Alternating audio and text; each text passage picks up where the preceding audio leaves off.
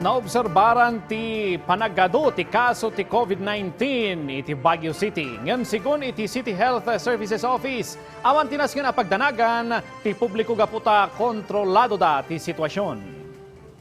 Manipo January 1 aging January 9, 2026, nailista ti 41 a kumpirmado a kaso ti COVID-19 iti syudad. Iti kapada a panawen nailista metlaang ti 1,480 nga influenza-like illnesses.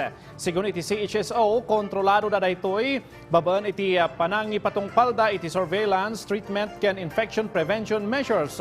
Maibalbalakad iti maibalbalakad ti panagridam, panagobserba iti good hand hygiene ken panang patalinaed iti well-ventilated nga indoor spaces ken dagos nga agpakonsulta no makarik na kadagiti sintomas.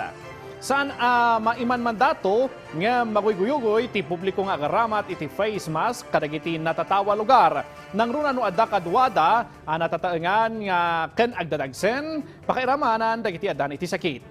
Idila ang July 8 na ibilin ti panagaramat iti face mask iti Justice Hall ti syudad kalpasan a maysa nga empleyado ti nagpositibo iti COVID-19.